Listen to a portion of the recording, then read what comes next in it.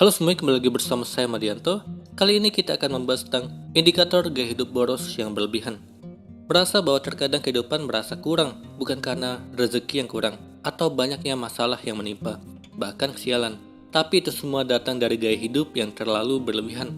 Hal ini menyebabkan kita mengalami kesulitan, keuangan, dan juga krisis ekonomi serta masalah lainnya yang justru membawa kita ke lubang kesengsaraan sendiri. Sehingga untuk kamu yang ingin merubah diri, mungkin bisa menengok sedikit saja gaya hidup yang sudah dikategorikan berlebihan.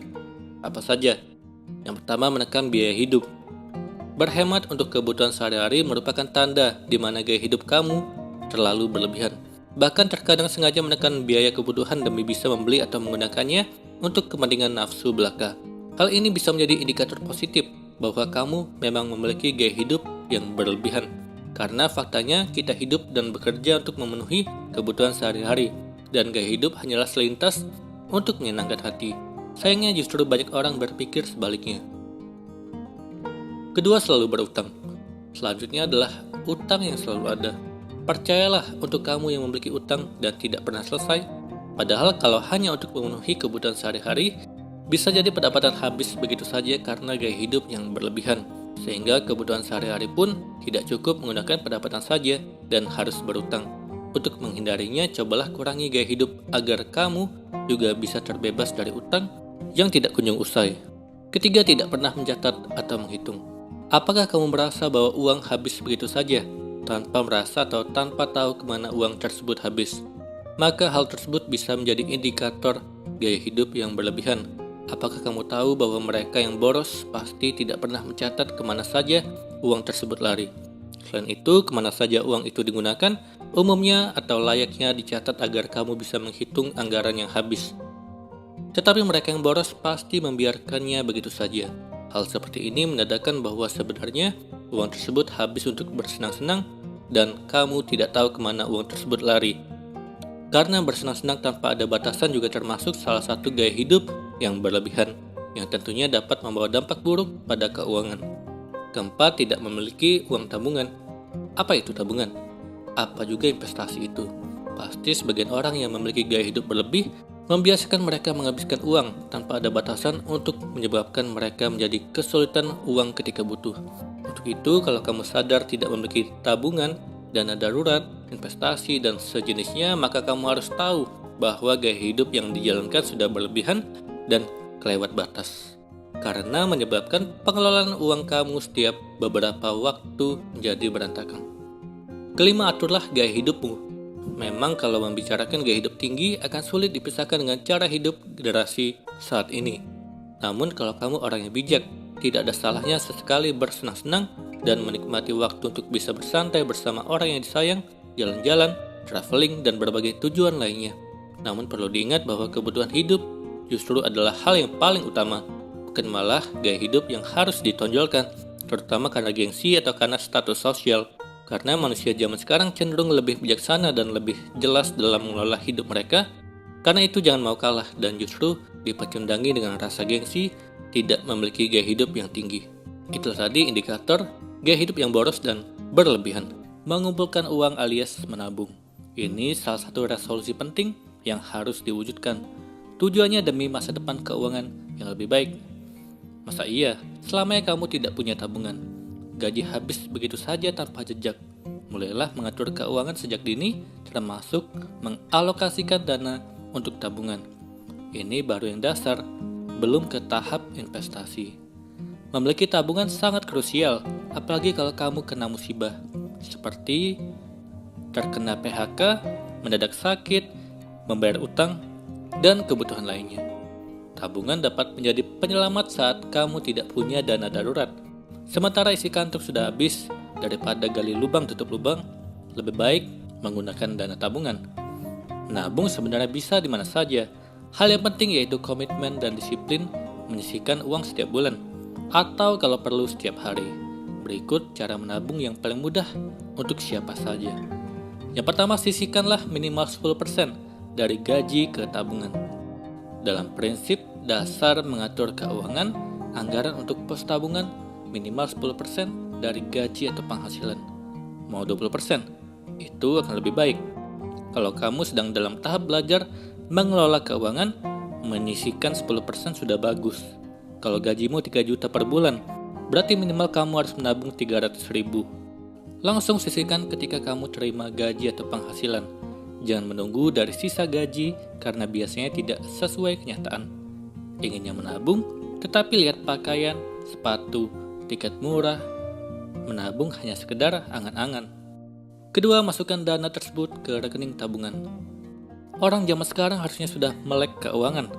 Ada bank sebagai wadah mengumpulkan dan menyimpan uang dengan aman. Jadi tidak perlu lagi menyimpan uang di bawah bantal atau kasur maupun di lemari baju. Kamu bisa buka rekening tabungan di bank, pilih yang sesuai dengan kebutuhan dan kemampuan keuangan.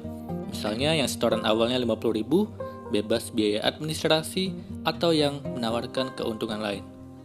Kalau kamu punya rekening tabungan di bank, bukan hanya uang yang akan aman, tetapi juga akan memudahkanmu kalau sewaktu-waktu ingin mengajukan pinjaman atau kredit di bank. Dengan memiliki rekening tabungan, kamu tidak perlu repot kalau mendapatkan bantuan dari pemerintah di masa pandemi ini, sebab bantuan sekarang sifatnya non-tunai, langsung ditransfer ke rekening penerima. Ketiga, simpan uang receh di celengan. Selain menabung di bank, cara mengumpulkan uang berikutnya adalah menabung di celengan, tetapi bukan uang yang nominalnya besar, cukup uang receh saja. Misalnya uang koin 1000, 500, 200, dan 100. Uang pecahan 2000 juga bisa. Jangan sepelekan uang receh. Kalau dikumpulkan setiap hari, lama-lama akan banyak. Menabung 2000 setiap hari, kalau rutin selama 5 tahun, bisa mencapai 3,6 juta. Sudah cukup untuk membayar DP kendaraan. Itulah kekuatan uang receh. Keempat, menabung sesuai tanggal. Cara ini bisa kamu terapkan untuk yang susah menabung jumlah besar sekaligus. Menabung sesuai tanggal, maksudnya adalah nominal uang yang disimpan mengikuti tanggal dan dimulai dari 30 atau 31 setiap bulan. Contohnya bulan Januari 2021 ada 31 hari. Tanggal 31 menabung 31.000, tanggal 30 sebesar 30.000, tanggal 29 menyisihkan 29.000, begitu seterusnya. Maka total tabunganmu dalam sebulan akan menjadi 456.000. Dengan cara tadi tidak akan terlalu menjadi beban keuangan. Tetapi ingat, jangan sampai lupa menabung. Terlewat sehari saja, target menabungmu bisa buyar dan kemudian jadi malas lagi menyisihkan uang. Oleh karenanya pasang alarm di ponsel sebagai pengingat. Tidak ada alasan lagi untuk mangkir menabung demi tujuan. Kali ini kita akan membahas tentang gaya hidup minimalis untuk mengajarkan kita hanya memiliki yang dibutuhkan saja. Minimalisme merupakan suatu prinsip atau konsep pemikiran dalam menjalani hidup yang sederhana. Gaya hidup minimalis mengajarkan kita untuk memiliki hanya apa yang kita butuhkan dan mengurangi sesuatu yang tidak begitu diperlukan. Gaya hidup minimalis banyak diterapkan oleh masyarakat Jepang. Salah satu yang menginspirasi banyak orang mengenai hidup minimalis adalah penulis Marie Kondo dan Fumio Sasaki. Apakah kita pernah memikirkan berapa banyak barang yang kita miliki? Dan apakah semua barang yang kita miliki benar-benar kita butuhkan? Banyak orang yang membeli dan memiliki sesuatu yang sebenarnya tidak terlalu mereka butuhkan. Akibatnya barang menumpuk. Kalau kita ingin memulai gaya hidup minimalis, kita dapat mulai dengan menyingkirkan barang yang tidak kita perlukan dan hanya simpan barang yang benar-benar kita perlukan. Gaya hidup sederhana dan tidak berlebihan ini lebih memprioritaskan kualitas daripada kuantitas dan mengajarkan kita untuk lebih ikhlas dan lebih bersyukur dalam hidup. Gaya hidup minimalis tentu bukan hanya sekedar membereskan barang-barang dan menciptakan tempat tinggal yang rapi dan bersih. Dengan slogan "Less is more", gaya hidup minimalis mengajarkan kita untuk mengurangi segala sesuatu yang berlebihan dalam hidup. Untuk memulai gaya hidup minimalis, kita dapat mengikuti beberapa langkah seperti ini. Yang pertama, rapikanlah barangmu. Salah satu yang terpenting dalam memulai hidup minimalis adalah decluttering. Decluttering adalah menyingkirkan barang yang tidak kita butuhkan dan menyimpan barang yang dibutuhkan. Ada metode 4 kotak, yakni mengelompokkan barang dalam kategori, menyimpan, memindahkan, buang, dan berikan. Kedua, kelola pengeluaran. Dalam membeli barang, pastikan hanya membeli barang yang benar-benar kita butuhkan. Ketiga, rawat barang yang kita miliki.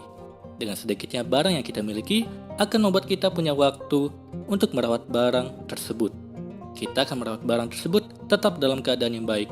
Dengan barang yang sedikit dan berkualitas, kita akan menggunakan barang tersebut lebih lama, terpakai sampai habis, dan tentu akan meminimalisir sampah. Keempat, manajemen waktu.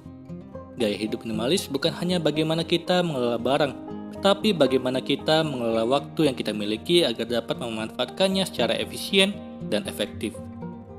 Selain itu pula, dengan mengelola waktu dengan baik, dapat membuat kita memberikan perhatian dan prioritas pada hal-hal yang memiliki tingkat urgensi yang tinggi. Kelima, fokus hanya pada yang penting dan bermanfaat. Minimalis mengajarkan kita untuk menghargai dan mensyukuri dengan apa yang kita punya. Kita dapat berfokus pada hal-hal yang dapat kita kendalikan. Ruangannya rapi. Pengelolaan waktu yang baik akan menjadikan kita fokus terhadap apa yang penting dan bermanfaat bagi diri kita. Hal tersebut juga bermanfaat agar kita terhindar dari stres. Itulah tadi gaya hidup minimalis yang mengajarkan kita memiliki hanya yang kita butuhkan. Semoga ini bermanfaat. Sekian dan terima kasih.